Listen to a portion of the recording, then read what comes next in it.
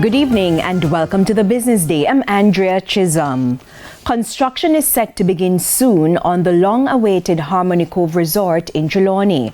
A ribbon-cutting ceremony earlier today signaled the start of the $1 billion investment, which will see thousands of Jamaicans being employed. Kimberly Petty reports.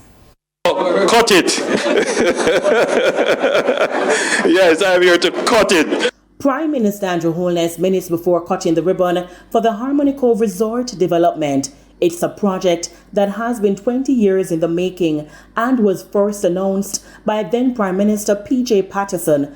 The development will consist of a 26-story hotel with 1,000 rooms, an 18-hole championship golf course, and beachfront pools. Peter Charrington is the chairman of Harmony Cove Limited. The country is in a very different place. I mean, it is now the model for fiscal responsibility. Yeah. And it is literally just ready to blast off, right? It is ready to blast off, and we're going to help lead that.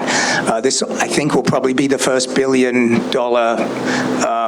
tourism project. Mr. Charrington later made this announcement. That we will allow, and we want it to be focused on Jamaican citizens, not big institutions, where they will be able to buy shares in Harmony Cove. It could be a small amount, $1,000, $5,000, $10,000. But here's the other part of it. We want our best customers to be Jamaicans. We want our best shareholders to be Jamaicans. Meanwhile, Mr. Holness stressed that the project is for the people of Jamaica. This project is for you. You will benefit from this project. The entire Jamaica will benefit from this project. He says investors will make a profit. That the government did not give up more than it had to for this project to be considered feasible.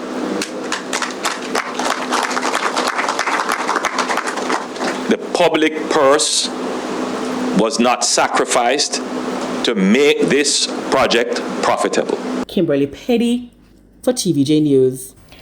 NCB Financial Group says it is moving ahead with the plans for its proposed international bond offering, announcing that it is preparing an updated preliminary offering memorandum, which is expected to be released during the week of July 21 this year.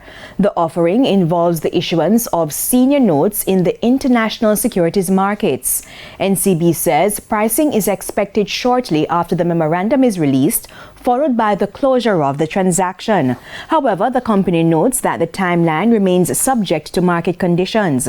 This marks the latest update in NCB's efforts to refinance portions of its maturing debt through international capital markets. The securities will not be offered or sold in the United States unless under specific exemptions and will be limited to qualified institutional buyers and non-U.S. persons in accordance with applicable securities laws.